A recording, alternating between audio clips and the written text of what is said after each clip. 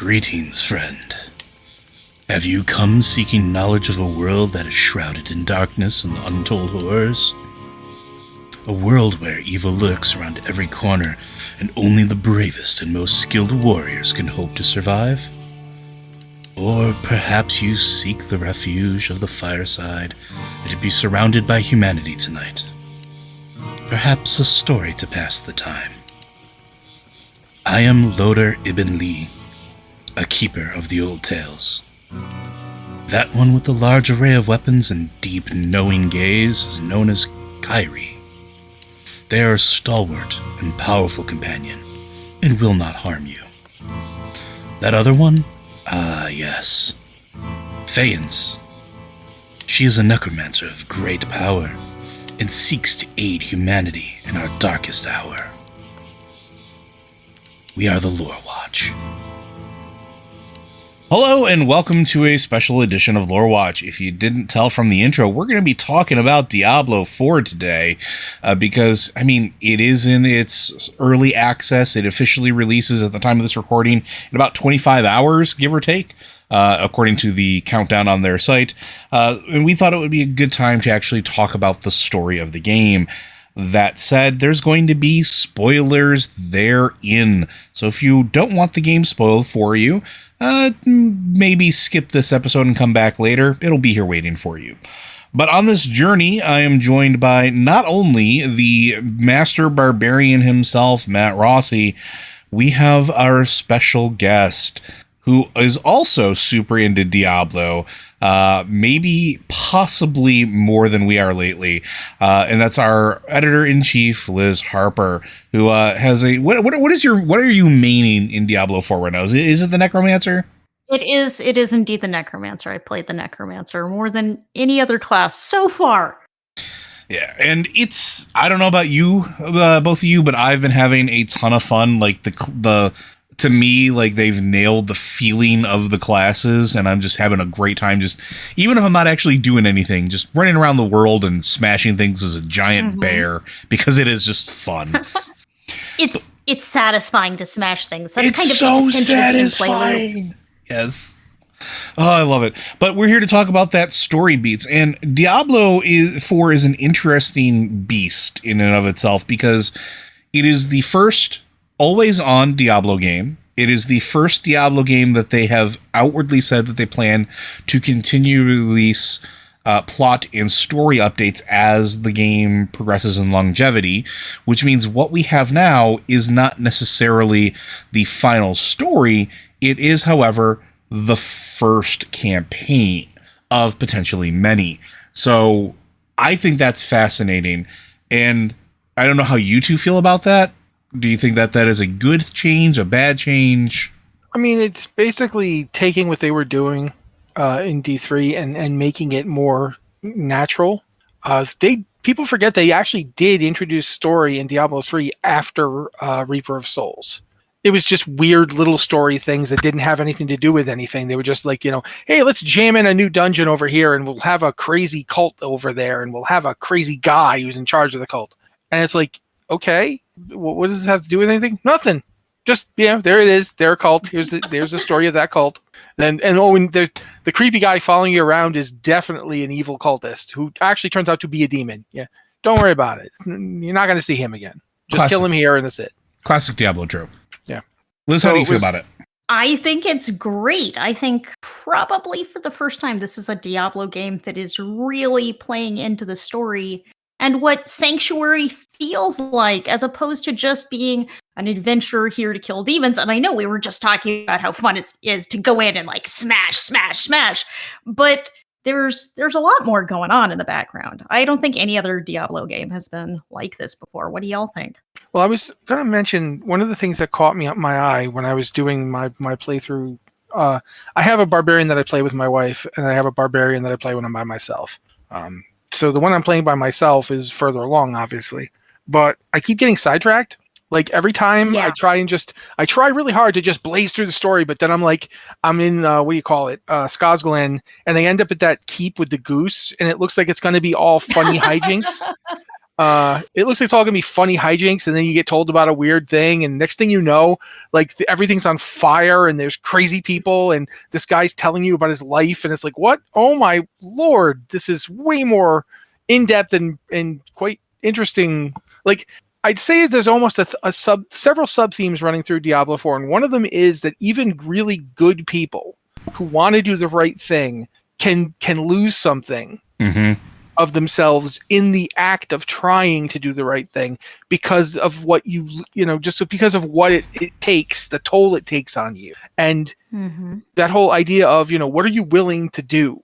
Like, are you willing to go, like, once you go to a certain place, once you start doing certain things, you have changed who you are, and you can't just go back. And yeah, there's a lot of that in this.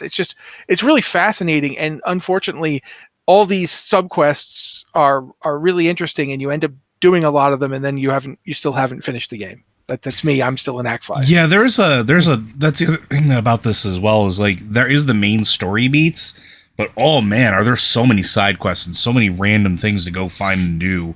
Like, you could be heading on your way to go to finish the Tarnished Luster quest line, and then find like 4 little blue exclamation points along the way that lead you careening all across the map in Act 1. And before you know it, you've spent your entire time in Act 1 chasing down all these side quests and haven't even touched the main quest. But they're all so engrossing. There's so much story, and Liz talked about this on the main podcast, and I think it really is evident, is just how much the world feels like a world and not just a game setting, which I think is fascinating. Liz, do you remember the guy with the eyes that you mentioned to me because I hadn't noticed him? Oh, I do remember the guy. That whole thing. The guy without the eyes. Technically, yes. Technically, he does not have his eyes anymore. They're still around. So he just doesn't have them. Did you actually finish the quest? I cleared out the stronghold. And did you go back to him after that? No, because I was trying to get through the thing. Yeah. Well, let me just tell you, it's a lot of things like this where you just run into something. In this case, what Matt's talking about is you're in Kjovashad, which is the main town you start out in, and you go, there's a little area, and there's a guy in stocks, and he's complaining, obviously, and he has no eyes. He has no eyes because a witch stole them. And she does terrible things, and he sees them. He sees all of them. He sees all of the things she does because she wears his eyes as a necklace. And you go and investigate this, and you clear out a stronghold full of cultists, and then you go into a dungeon, and you kill the witch, and you retrieve his eyes, and you bring them back, and everything is fine, and it's a totally happy ending where everything works out. You can't see me right now, but I'm giving her such side eye. Well, let's... So far, that hasn't been my experience in any of the stuff I've finished. Like, for instance, the one where you investigate, like, why are there all these werewolves all of a sudden? And it's like, whoa, this went darker than I thought.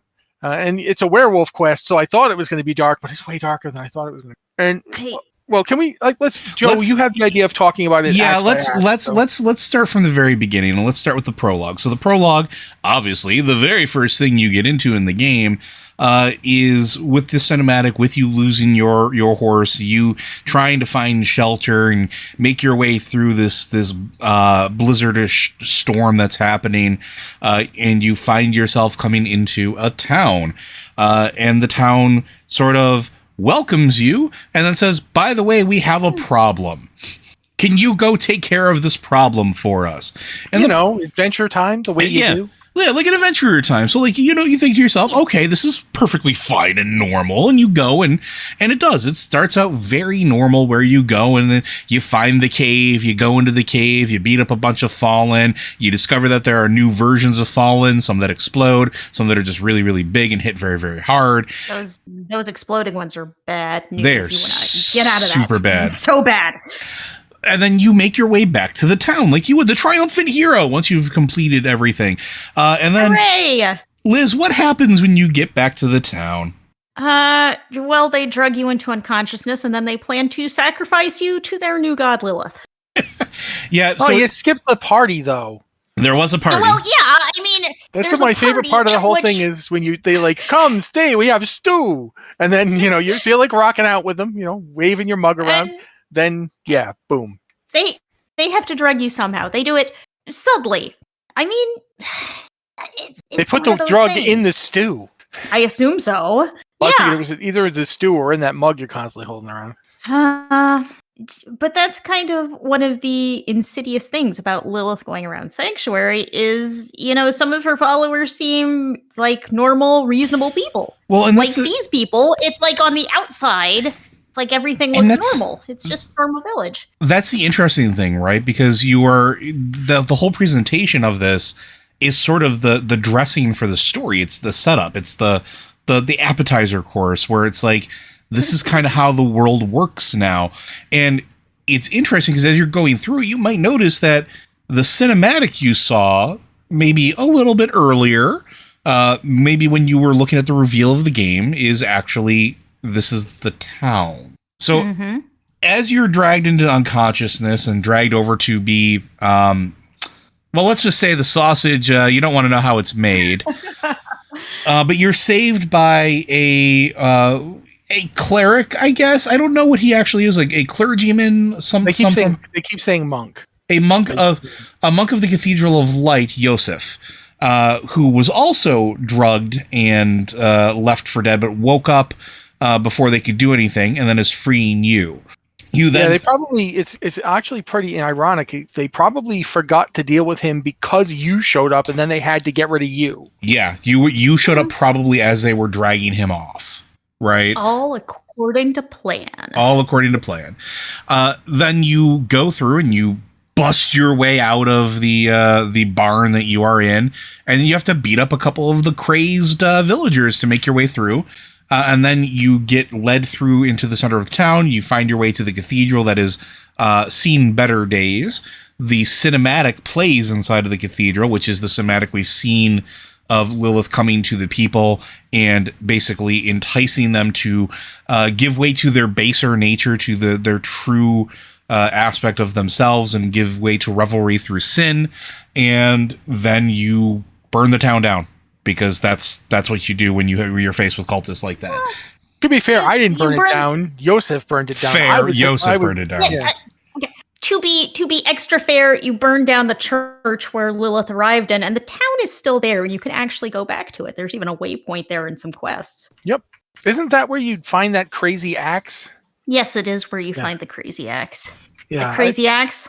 You find a crazy axe covered in blood, and you give it to a clergy person, and everything goes completely well. End of story. Yeah. Mhm. I'm It's getting- fine. Everything's fine. I don't know if you're just doing this on purpose or if you're deliberately, like, would you just leave after you do that kind of thing? Because the follow-up quest is almost always not that. Sometimes, if you get to the very end, it ends okay, but Yeah, almost The- the certainly game the does not. short- have a habit of. The short version is you end it one quest earlier than you're supposed to. Everything is fine. Everybody is happy. Nothing goes wrong, and you just move on with your life. Is what I'm hearing. If you don't actually continue the quest after that, everything is sunshine and no. I mean, It's interesting how it paints a very bleak world, and there's a lot of pain here. There's a lot of bad things that happen to everyone, and a lot of personal stories of this, not just the overarching story. yeah. But somehow, a lot of the times you go to the next quest, and it is worse. It is Mhm. actually worse than you thought. What's really weird, though, is that this game manages to not be, like, depressing. Well, there's an I undercurrent. agree, somehow. There's an undercurrent of hope through it, right? Well, And I it- think the undercurrent of hope is literally just that you are so freaking stubborn. Like, this person that you are playing just will not lay down and die. Like, the entire world just seems to be saying, yes, give up. And you're like, no. But hold on. That's sort of the interesting thing about it, though, is like that's really not the story. Like, so that's the prologue. After the prologue, you make your way out of town, and you wind up finding yourself at a what looks like a abandoned lodge, although it's not really abandoned. You make your way in. You see that there's a bunch of viscera and skulls and stuff all around the place, and you think to yourself, you're spoiling for a fight. There's going to be something bad that happens here. The door then kicks open behind you, and in walks one of my favorite grumpy old men in the series. Lorath comes in, who just says, if you're going to break into my house and root through my stuff, at least stay for dinner. Which I thought was a fantastic line. Yes, but there is a thing about that. It's like this moment comes right after you've eaten dinner with a bunch of crazy cultists who tried to murder you, and then you're like immediately invited to dinner again, and you're just like, yeah, cool. I think I'll have dinner with this crazy old man living in the woods. I don't know if you've noticed, but good decision making, not something that hero of a Diablo game actually has. What do I say about heroes in the video games that we play? They always make bad decisions. But I don't even know if these are necessarily bad decisions, but I do want to talk about Lorath a little, because I think he's kind of endemic of, he embodies something I've really noticed about this game, is that when stuff from the previous game shows up, it's in a way that lets you feel how much time has actually passed. Oh yeah, like what is the quote? What is the quote that he had? I used to pretend to be a Horadrim hero when I was a boy, fighting monsters with my wooden sword. That feels like so long ago now, or something like that. Yeah, I just remember, like, if you played D3 Reaper of Souls, Lorath is in that, and he's voiced by Yuri Lowenthal, who's a fine voice actor. He voiced Spider-Man in these PS5 games. So yeah, perfectly good actor. But they didn't go with him for this one, and it makes perfect sense that they didn't, because this Lorath has been through it. Well, and also consider that it's 30 or 50 years after 50, Reaper of Souls. 50 years. It's so 50 years later. He's old. He's very old. Mm-hmm. He's 70 at the least. And man, we'll talk about it when we get to that act, but there's just an absolutely, I think, a perfect moment of him talking to the Wanderer, which is what your character ends up getting called this time around. There's just a perfect exchange between the two of them that I want to bring up. But I really do like Lorath's character. I was like a little upset, as my wife pointed out, it's kind of sad that we won't have Deckard Cain. But in a way, Deckard Cain is a character in this game, even though he doesn't appear. At least he hasn't up to the point I've played in, and I'm pretty sure he doesn't. He's a legend, right? Like, he's a legend that has helped to form the story of the world. Yeah, well, and you can tell that his role, Lorath never even met him. Lorath never met Deckard Cain. Deckard was dead before Lorath even joined the Horadrim. And yet, you can tell that Deckard's influence is all over the Horadrim. So yeah, but we should probably get to talking about... well, I want to hear what Liz has to say. Go ahead, Liz. At one point later in the game, you've seen this already, I know, Matt. Laura says, I wonder what old Deckard Cain would say about all this. How would he look at the story? He's still way up there in people's minds. Yeah, and you know, in a weird sort of way, the first narrator of the game before Lorath starts up, I'm pretty sure it's Elias, but I'm not 100% on that. But I kept redoing his dialogue as Deckard Cain, and it was more fun for me. Yeah, but I think the interesting thing, though, is like, because Deckard Cain was always presented in the previous games as a hero of the people in a lot of ways. Maybe not necessarily a hero, but on the side of humanity. Like, he would travel. A man of the people is certainly fair. A man of the people. He would travel. He would share the stories. He would, give tales of hope and bravery, as well as being a keeper of like the old lore. So like, he had a lasting effect on those that are struggling to survive. And I think it's also very telling, because as you start making your way from the epilogue to Act 1 and start making your way through Act 1, which we'll break into here in a moment, you really feel how much those stories have maybe informed survival for humanity. Because that I think is one of the more interesting things. People know how to fight the monsters because people like Deckard Cain shared stories on how to fight the monsters. Right? It's not necessarily, just, join the army and go forth and do the thing. But look, here's the weakness for these creatures. It's like, the best way I can frame it for anybody who's not familiar with Diablo series in general is like, he's the Bobby in Supernatural to like the world here. He knows all the lore. Like, that's his job, right? Like, his job is to figure out how things happen, how things work, share the stories, and keep the oral tradition alive so humanity can keep pressing forward. And that's interesting, because you think of the Horadrim as like these huge, like, stoic figures of myth and legend that fought the devils, and yeah, they did. but they also gave, like in Deckard Cain's part, a lasting legacy for humanity's survival through the act of storytelling, which is just phenomenal. But let's break into the first act here. So it's. Sorry, go ahead. I do want to cut in. Do we want to talk about Rathma's prophecy? Because that actually you know what, that's comes up right there in the beginning, even though that's a good point. They tell you that in the prologue, though you don't exactly know what it means yet. Yeah, you know what? Do you want to read it off, or do you want me to do it? I can read it off. I don't have your dramatic announcer voice, but I'll do my best. Go for it. So it really early in the game, you have no idea what's going on, but you get this prophecy while you're being dragged by Lilith's cultists off to be slaughtered, apparently. And it goes like this. I saw my corpse, and from my mouth crawled hatred. A father burned his children on a pyre, and a mother molded a new age from the ashes. I saw the weak made strong, a pack of lambs feasting on wolves. Tears of blood rained on a desert jewel, and the way to hell was torn asunder. Then came a spear of light, piercing hatred's heart, and he who was bound in chains was set free. Which is very telling for stuff that happens. Yeah, but it's also set up. Something I really like about this prophecy is it's set up in such a way that you can understand why the people who misinterpret it did so, which I liked. I like that for once it's not just, hubris, sure, but it sounds like it could mean that. So, yeah, it is really interesting. And I mean, you do see some interesting things with this. Just because you see the cathedral light takes it, in one very specific way, and you see Lilith's followers taking it in almost the opposite way, except they're both reading the same words.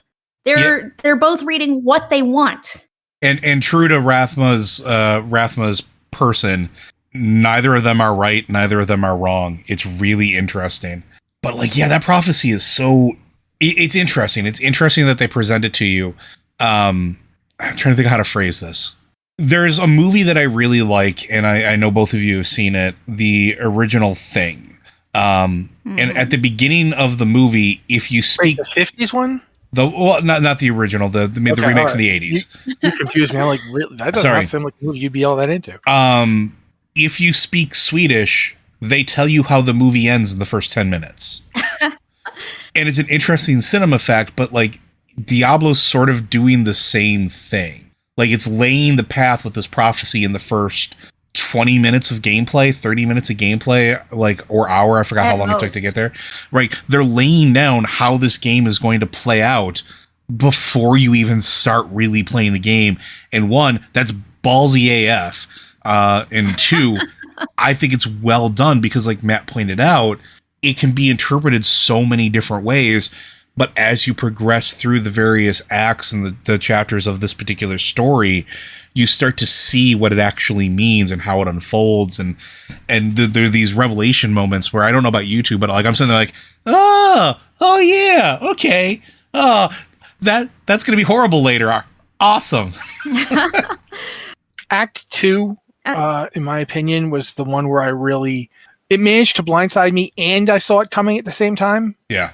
And it's just one of those things, but we should talk about Act 1. Let's talk about Act 1. So Act 1, Lorath basically says, come follow me. We're going to go and we're going to go talk with the Church of Light.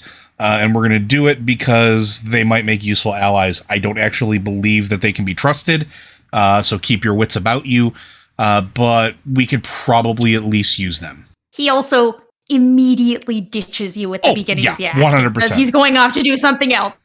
You take care of this random stranger I met in a blizzard. Yeah, before there's one moment here that I think really sums up Lorath. Not only does he ditch you, he makes you go buy back his polearm. Yeah. And that he pawned off, probably for booze money. He makes you get it back for him. And you go and you're like, hey, Lorath says he wants this thing back. He was great. You'll have to pay for it. The game doesn't charge you a lot of money, but it's just the sheer hubris of this man.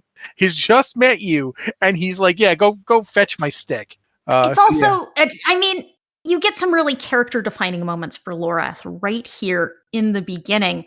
When you first walk into Kyovashad with Lorath, they want you to do a cleansing ritual where you write the name of your biggest sin on like a piece of cedar and you burn the piece of cedar. And now a great weight has been lifted from your shoulders.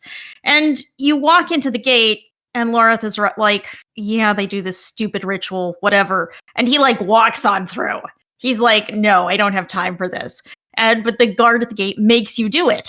And then you do it, you walk inside, you go find Loreth. And Loreth, like, no matter what you write on that piece of wood, Loreth guesses what it is. You know, he's like, whatever. But he guesses. You've got this look at Loreth as someone who is very perceptive, but then immediately he does that thing Matt was talking about where he sends you off to buy his weapon. He doesn't even think.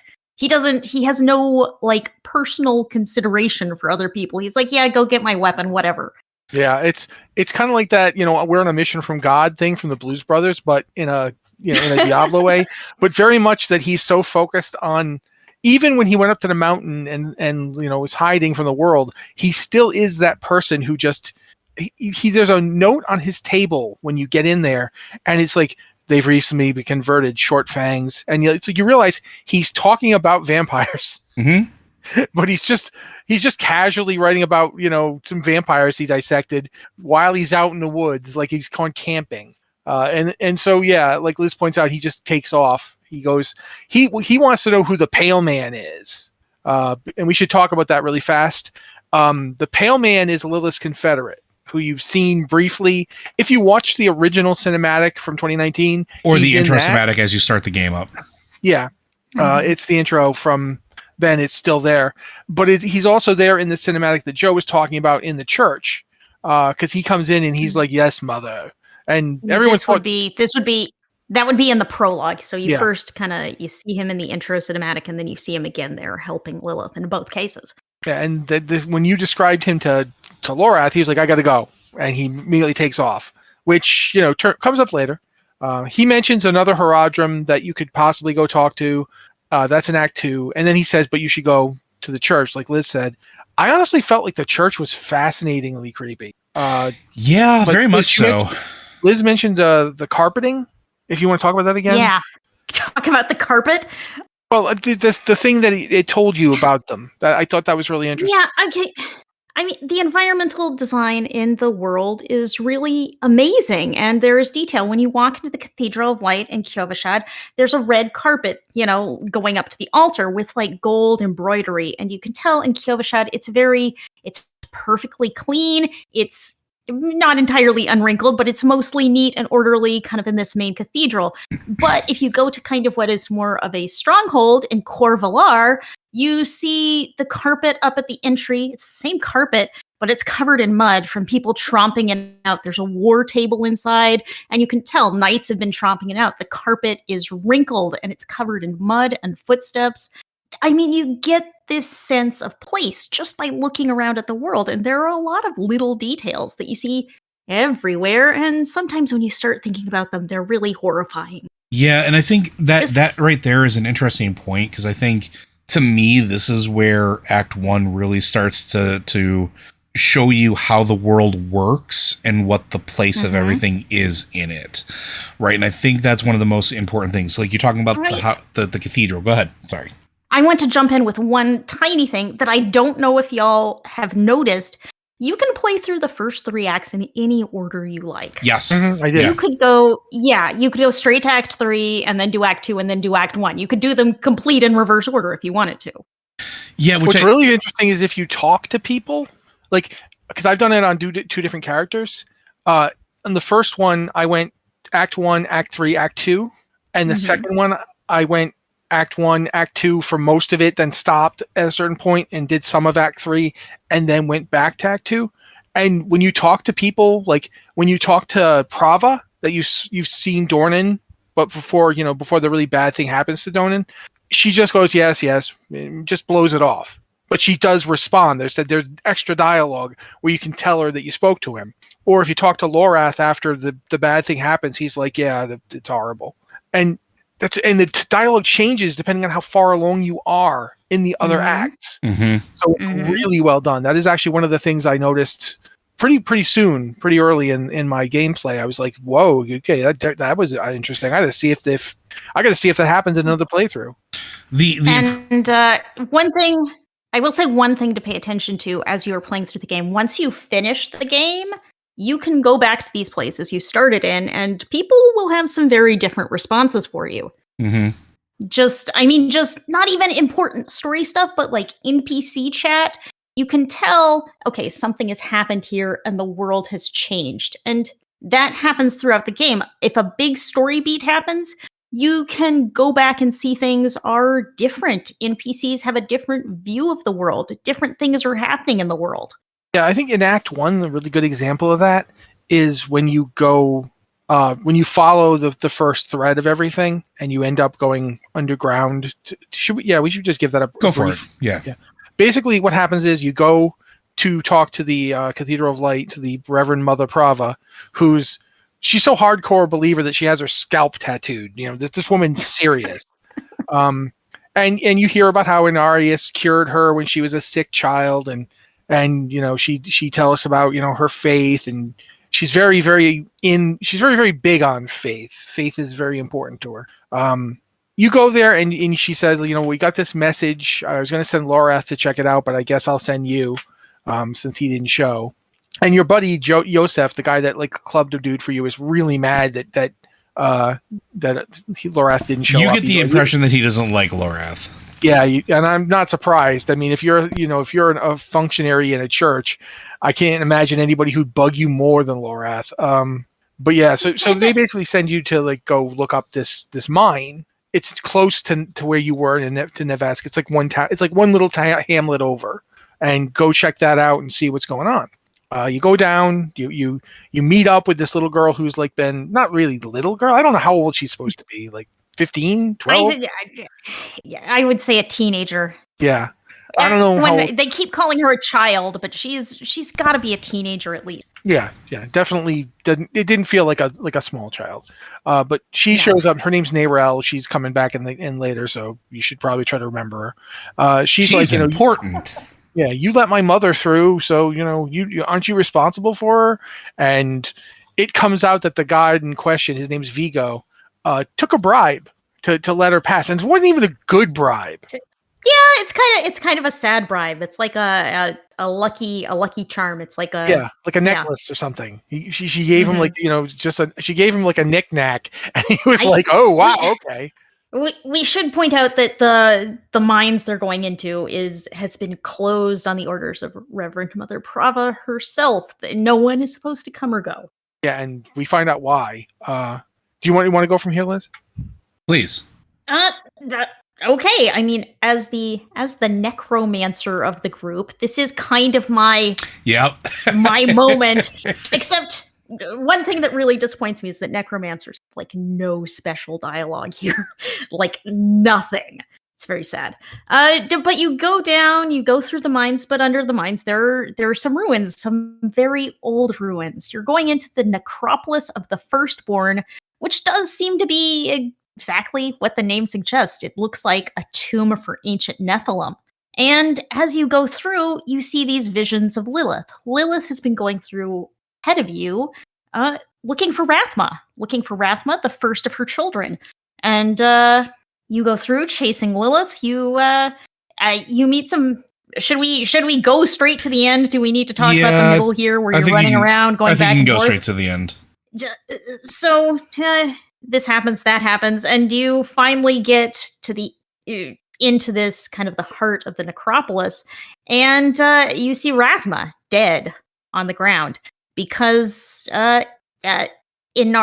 Okay, we've got the Rathma's prophecy where he talks. It starts out, "I saw my corpse. Mm-hmm. I saw my corpse, and from my mouth crawled hatred." So yes, you go in, and there is Rathma's corpse. And you see Lilith coming, and he's already dead when Lilith gets there.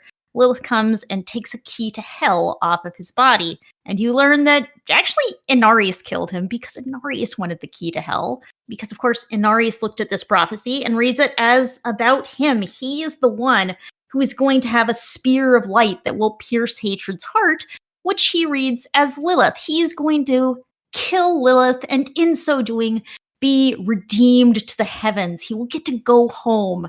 And he's real focused on this. This is like his only interest in life, very clearly. And because for context, if you haven't listened to our previous episodes of Diablo lore, one, what are you doing? Go ahead and do that. Two, it's because he was essentially banished, right? He was given up as part of like a deal to sort of like keep things copacetic isn't really the right word, but to keep things from escalating further. He was given over. Yeah, see, should we do like a... let me do a real quick recap of the two. Yeah. Lilith, as we've mentioned, is Mephisto's daughter, the daughter of hatred. Inarius was not a member of the Injurious Council, but an archangel who was supporting them and advising them. He got really tired of the eternal conflict, which is the war between the angels and demons. You don't want me to try and recap that whole thing, but he was pretty fed up and he wanted it to end, but he had no idea how. He got captured by a couple of demons, but Lilith saved him before they could kill him because she had a plan. And she was also sick of the eternal conflict. So the two of them basically got together with this scheme where they went and recruited other members of various angels and demons to join them in their little act of rebellion. And they went to the Pandemonium Fortress, which is where most of the eternal conflict was being waged, because there was an artifact in it called the World Stone, or the Eye of Anu. And the World Stone was called the World Stone because it could literally make worlds. But usually what they do is they'd make a world with the World Stone and it would fall apart as soon as someone stopped concentrating on it. But Lilith had an idea, and Inarius linked to the World Stone, and the two of them, they stole the World Stone by creating Sanctuary. That's why they keep calling Lilith the mother of Sanctuary in this game. It's quite literal. It's not just that she is the mother of humanity, essentially. She's literally the mother of Sanctuary. The world wouldn't exist if she hadn't come up with the idea. So they made the world and took the World Stone into it, which apparently somehow affected it. Like, we don't know if it's because the World Stone was inside of it, or because they were thinking beings inside of it, or because it was a creation of two halves of the original divine entity that willed it into existence. Yeah, we don't know, but we do know that this is the one world that someone made with the World Stone, and it kept going. So they made Sanctuary, and they tried to hide from the eternal conflict, and apparently Lilith and Inarius were a lot closer back then, because Lilith got Inarius to help her conceive a child in the way that you think people do, except it was an angel and a demon, so I'm not sure what was going on, but nevertheless, they had Rathma, who at the time was named Lunarian, and he was the first of the Nephilim. The other Nephilim, we don't know who their parents were. Like, we know that there was Fiakla Gyar, Bulkathos, Eshu, and others. We don't know how they came to be. Like, we don't know if they were also Lilith's children, like if Inarius and Lilith had multiple children, or if the other angels and demons also had children. It's implied that the other angels and demons also had children. And that's where the first generation of Nephilim come from. Not just Lilith and Inarius, but Lilith and Inarius was the first, and obviously plays an incredible, important role in this game. But as Liz says, Inarius is so up his own butt. As Lorath put it, Lorath once said it really well. He's like, well, it turns out that being tormented in hell for thousands of years turns you into an arse. Yep. And that's Inarius. He is such... When he talks to your character, he basically just no-sells you. Like, he just does not care what you have to say. He doesn't care that you're looking to stop Lilith, because he figures, oh, I'm just going to go to hell and kill her. I don't have to care about this. Yeah. Yeah. He's so tied into the prophecy. He fully believes the prophecy. He fully believes the prophecy is about him and Lilith, that it's like, it doesn't even matter what you're doing. It doesn't matter that you're chasing Lilith. It doesn't matter that you're asking for his help in something that he would conceivably like to have done, because, hey, there's this prophecy. The prophecy's going to happen. I'm just going to sit here and wait. Yeah. Mm-hmm. And it's really interesting, too, because Inarius isn't just a jerk, although he is absolutely a jerk. And Andy isn't just the person who kills his own son in a fit of pique. Which also because because his son is decidedly neutral. Yeah. His son That was is like, that is an important thing to hear. Rathma being the first of the necromancer, in being trained by, essentially it was Tragul, right? Yep. Being trained by Tragul is an agent of balance, is an agent of neutrality. There is no picking a side, and so that kind of is not exactly good when you have Inarius, who is just like, yeah, but I'm going to go back to heaven. I know what side of this battle I'm on. It sort of creates a little bit of friction with, between father and son. Just the best part of that whole exchange, which you see in flashbacks as you're running through trying to catch up to Lilith, who is of course already gone, is you see Inarius talking to Rathma and just keeps making demands, and Rathma keeps trying to explain to him it's not how this works. Like, if you get the key, it's because you take it off my corpse, because that's how someone gets the key. It is I die and then someone loots my body. That is how this is going to work. So if you are going to get the key, it's because you take it off my corpse. And apparently Inarius was like, "Stabity then, because I want that key." And he didn't find it. Yeah, that implies that he stabbed his son and then is like, "Okay, where's the key?" And he's like looking for the key, and he can't find it because he never gets the key. Lilith takes the key off of Rathma.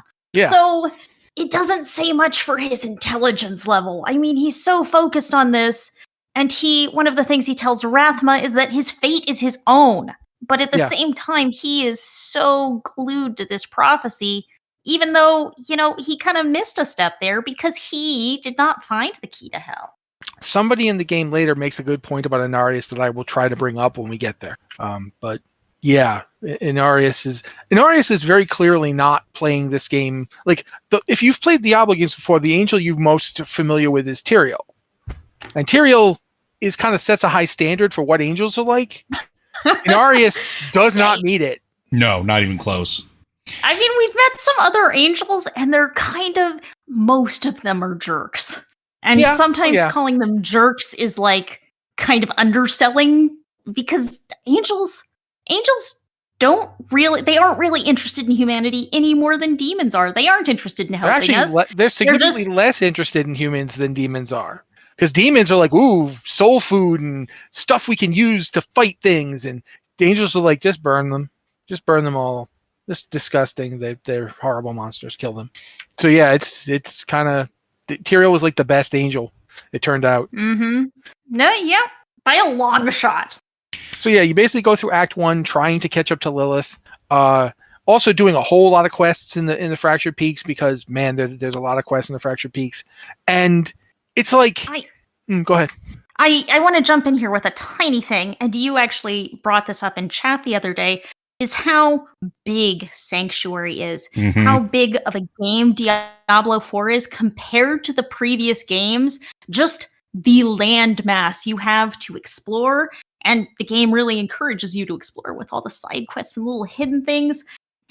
The map is huge. There are so many places to go, and if you just follow the main story, you are just seeing a tiny bit of it. This place is vast, and the amount of story in it is also vast. Yeah, absolutely.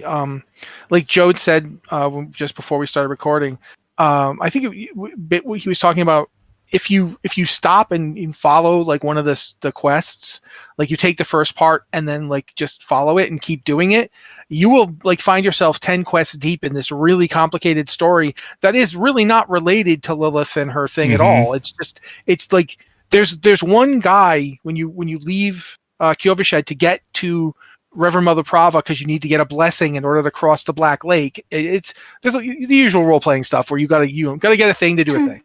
But you're on your way north and you see a guy at the side of the road and he's just kind of like ranting, and you're like, what, you okay? And he's like, no, my dead son keeps coming. They took him to the asylum for his crimes. Now he won't leave me be. So, you being you're like, all right, sure. The asylum full of crazy people. That's also a quest that as you play through it, it gets worse. It starts out with this father being haunted by his son, and you literally see the ghost of his son standing right there. Father, won't you come and visit me? Please come at the Black Asylum. But yeah, with a name like that, I'll be there tomorrow. But yeah, you get there, and I'm just going to tell you guys what happens. Yeah. You get there, and it turns out that the kid's like, he lied, and you have to put him down because, ghost. But you get that done. You're like, I'm got a bad feeling about this, and you go back to the guy who's also the voice actor is Simon Templeton. Let me interrupt you for just a second there. If you go through and explore the entire dungeon, you see there's a journal or something you can find where they talk about, okay, where the asylum is closing, so let's just go out and lock the doors, and these animals can just fend for themselves. And you can see in the environment there that it's like they've left all of the prisoners, all of the people in the asylum have just been left to starve to death. Yeah, locked which is like up, and one all of the of worst the ways guards imaginable. Lock the doors. It's terrible. And so, surprise, there are a lot of angry ghosts. Tons, so many. Yeah. But so when you finally get back after going to the incredibly happy Black Asylum, I don't know why we don't go there every day. You get back to the guy and he's like, but my guilt continues. After you're like, so I killed your son's ghost. So I guess I killed him again. He's like, but my guilt continues. I still hear him calling me because I'm the one who committed the crimes he went to the asylum for. I let my son die. It's like basically this guy framed his kid for like probably something really, really bad. And that's not actually how I read it, but oh, that's how I read it. Because he says he was there for my crimes. He says that. I mean, I took it a different way. You can take it different ways too, which is happens in a lot of these quests. But whatever, he goes off to go to the asylum, which is certainly going to lead to his death. There's no chance he's living through this experience. He is going to die in there because all those ghosts are going to come out and rip him in little pieces. And you're like, okay, I guess, well, thanks for the quest reward before you do that. Wow. Okay, well, I'm sure that when I go down to the hollowed ossuary, that won't be depressing. Oh, my God. And it is amazing how this game manages to not be depressing. I should note that so it's like you meet the guy and his son, and then it's like you carry on down the road, and then you get a quest from a dying knight to go to the hollowed ossuary, which, yes, is also a terrible place. Yeah, and you just keep these breadcrumbs to terrible things that can completely pull you off of the main story.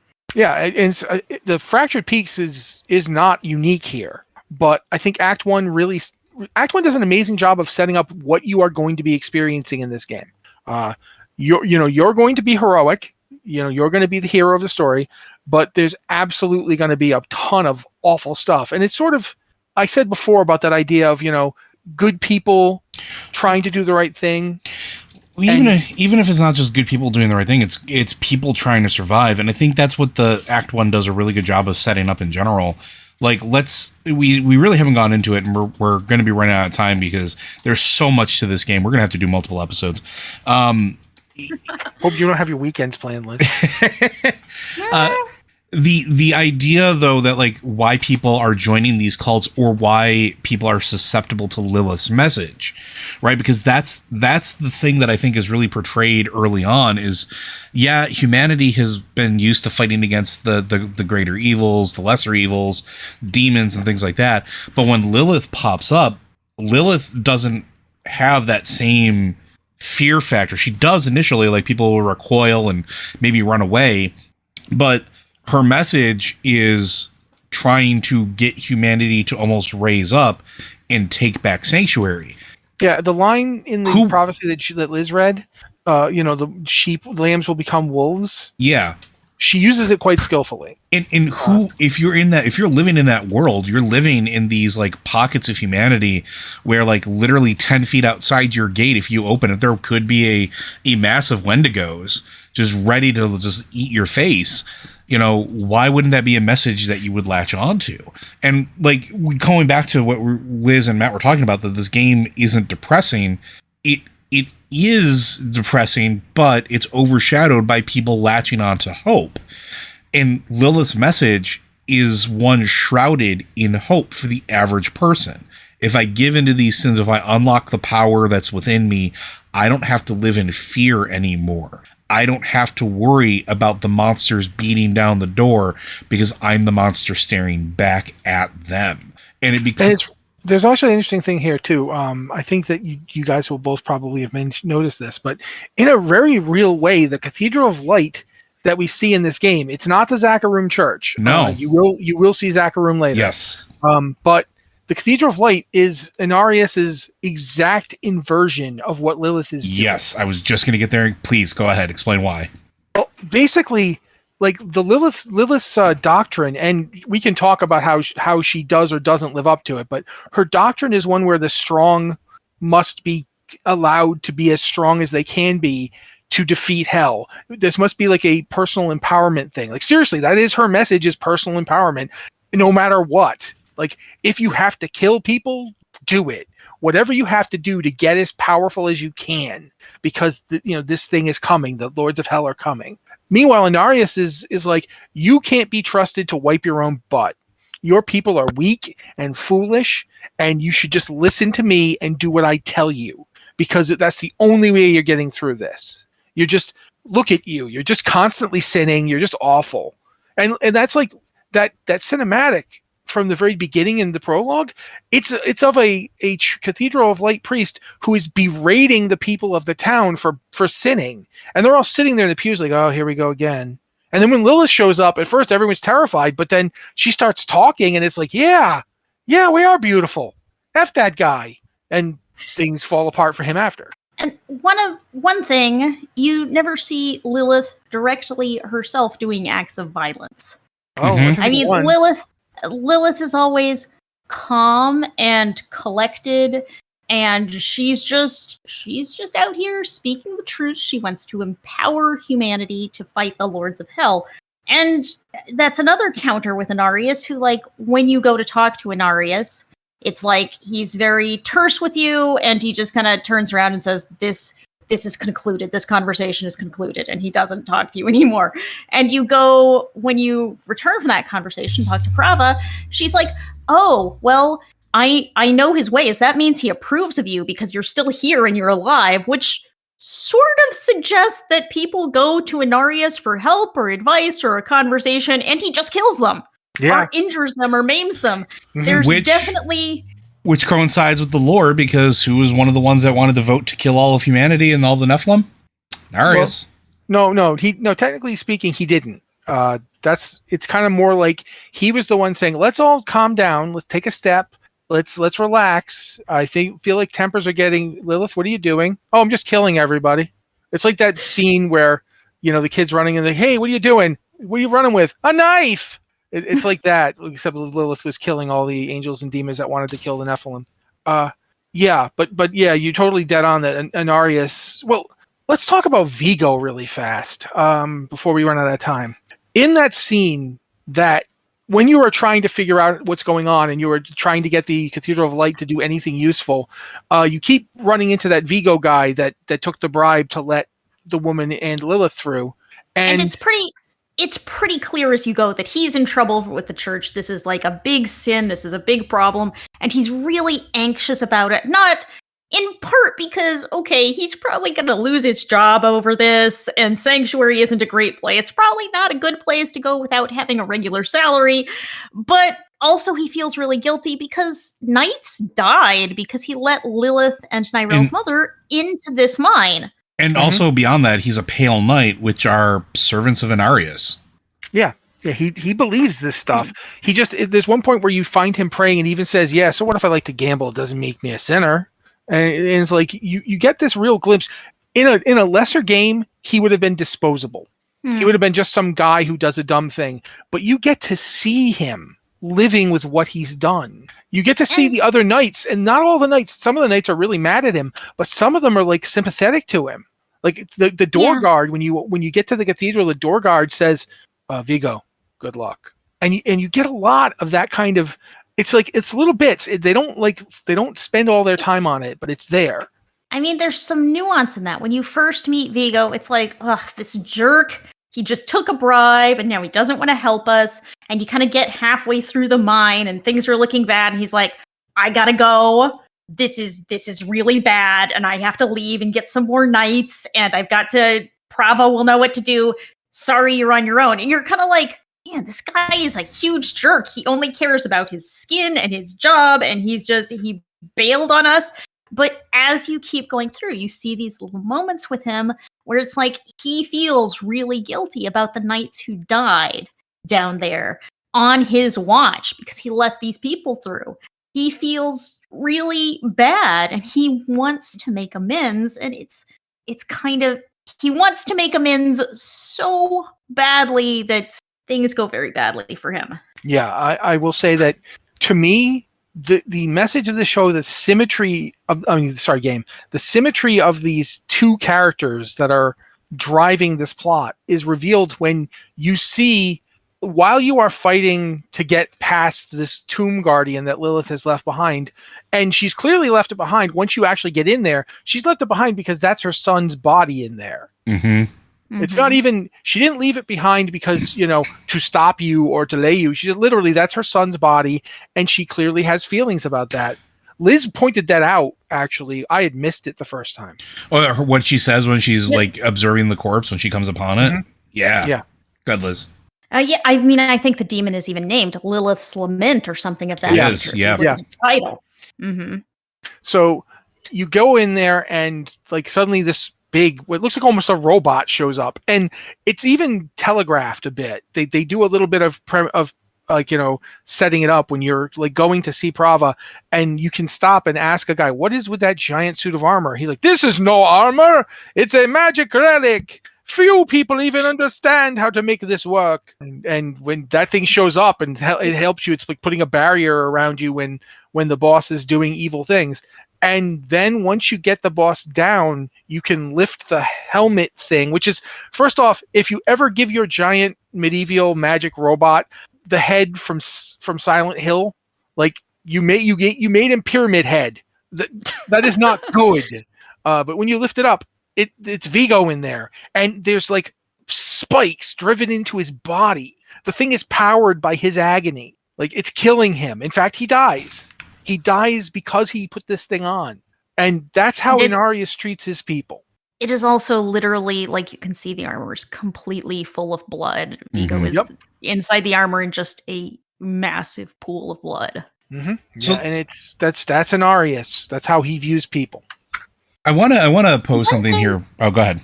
I mean, one thing I think is interesting, and maybe y'all will have more context on this, is the power of blood. This blood magic that seems to carry through the game. So, if you go on, I was going to say I have an interesting theory about that, and I was going to pose this as a question for you two, particularly Liz, because you've played more of the game at this point than we have.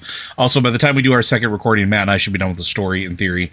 But there seems to be finally an inkling of what Lilith's sort of purview is as far as demons go, because we know that demons, at least the greater and lesser demons, all share like an aspect of sin or an aspect of some great evil, whether it's terror, hatred, whatever the case is, but they're all like extreme versions of sort of that distilled idea.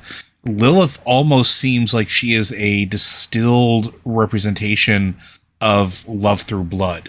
And what I mean by that is sort of like she feels so keenly attached to that which is essentially her own that she will do whatever to protect it in such an extreme manner that is sort of like her aspect. Like there's this old philosophical question, and Matt may remember who said it. I can't remember who off the top of my head, but there was this whole debate of, is love a sin? And I think Lilith, in her representation in this game, is sort of starting to answer that question. And it was Tertullian, by the way. Thank you. See, I knew Tertullian. I knew he would know. He argued that it was. Yeah, but I feel that's interesting here because of how the light is portraying her, how the Church of Light views her. Like when you deal with Prava and you talk with Prava about it, the reaction, the visceral reaction to it, when you see the cultists of Lilith, the ones that she's touched, how they react to it. And going back to what Liz was talking about, that scene where she comes across Rathma's body, like you feel sort of keenly this, like she does legitimately feel connected to humanity and the Nephilim, and what aspect that takes and how that evolves throughout the game sort of like informs what she is technically an aspect of. And I think that's represented through like the blood magic, which is a central theme of the game. Blood petals of Lilith, the blood magic, finding the fonts of blood. If you look at the demons that are actually coming into the world as a game mechanic, they're not born through hellfire. They're born through sigils of blood, like, which is absolutely fascinating to me. And I don't know if that's something you guys picked up on, but there's almost a squelchy nature when a demon comes into the world. Well, I mean, go ahead. The thing I think is really interesting is you see this blood magic used by both sides. So when Lilith is working her way into this temple, it's like she's doing a ritual to cross the lake and get into the necropolis of the firstborn. And she says, blood is the key. There are these runes written out in blood. There's like a dead priest before you get there, so they could have blood to make the runes to cross the lake. But you also see the Cathedral of Light using blood in the same way. This suit that Vigo was wearing with the spikes in it, it's, if you talk to someone about it, it's like it's powered by faith, is what he says. It's powered by faith. It's not moved by the body, but by faith. And it's like, I don't know if that's faith. That is blood. That is, it's this power in blood. And if you look at the iconography in the cathedral, this is more of those game details.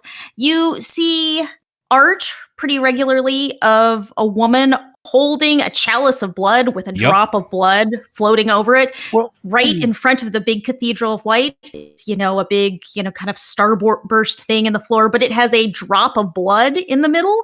Yeah. There's also a side quest in Kyovashad you can do. The one with the confessor. The exorcist. Sister Octavia. Yes. Yeah, she's an exorcist. Yes. And you can go through and help her, and she's doing this ritual, and it involves cutting her hand and putting blood into a chalice to exorcise demons. Yeah, and you'll notice that she calls out to Inarius to purify her blood when she's using it. And that's what I think is interesting. Well, blood magic goes back all the way. I was going to say real quick, don't forget how the game starts. The game starts by using blood of 3 willing or close enough to willing participants to summon Lilith back from the void. Blood is literally the key. Yes, I mean, that's exactly what they say. Back in that very first cinematic, blood is the key. Blood was the key to opening the door, and it was also the key to summoning Lilith. They needed the blood of the willing. And you see 3 people went into that tomb, and all 3 of them were sacrificed in order to bring Lilith into being. Blood is the key, and you see that over and over again, but not just from the demons. You see that in the cathedral as well. Well, I mean, I think that goes back to the origins of humanity in the first place in the game, because humans are born out of the mixture of angelic and demonic. They have both. That's how Malthael almost killed humanity, killed 90% of us by exploiting that, by trying to pulling the evil, the demon, out of people with the Black Soul Stone. And of course, you pull half of a person's soul out, they die. But that blood, the blood contains power because it contains both angelic and demonic. The original Church of Zacharium used to say all the time, the light is in you. It doesn't come from somebody else. It's inborn. It's in you. And you see blood magic. There's blood magic in Diablo 2. Like the Countess shows up in Kandurus. Yeah. She's doing blood magic. Yeah.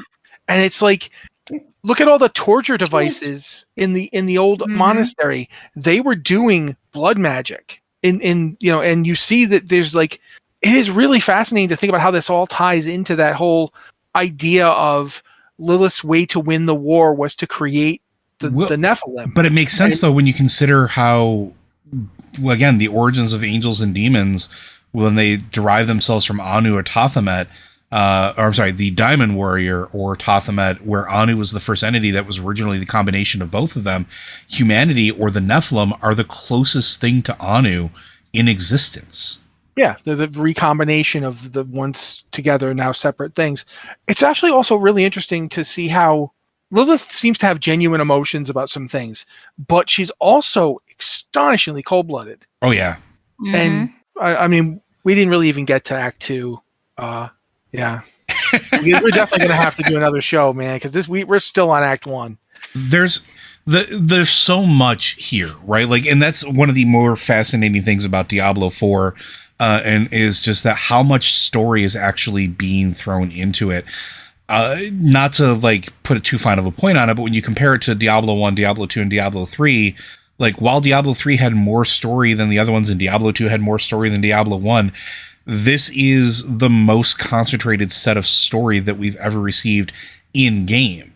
In fact, most of Diablo's 2 story came from the Sin War books and the books that were released after the game was out.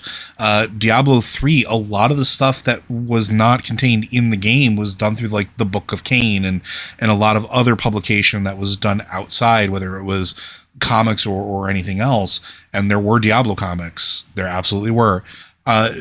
Here, Diablo 4 is almost doing kind of the thing that we, at least on the show, talk about a lot, which is bringing all of that story into a playable experience for players, which makes the game feel more robust, more immersive as far as the world goes. It still has that core gameplay loop of beat up the bad guy, get the cool shiny object, wear the cool shiny object till you beat up the next bad guy and get the next shiny object. That gameplay loop is still there, but while you're doing it, you're helping this scared ghost that's trying to find its resting place while things are trying to consume its essence. Or did you guys? I'm sorry to break in, but did you guys go to Northern Scotland? Maybe. I don't think I did.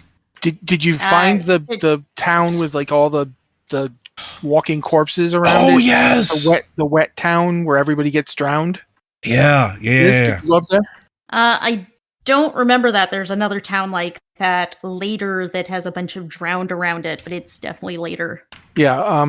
When you go to Northern Scotland, there's the town that I think it's the same town, maybe just different quests. But there's a whole big story about this, which turns out to basically be a metaphor of this woman who's just furious with her mother because her mother turned into a monster essentially. And you're sitting there going, wow, yet more convoluted, parent-child relationships, Diablo 4, huh? You going there?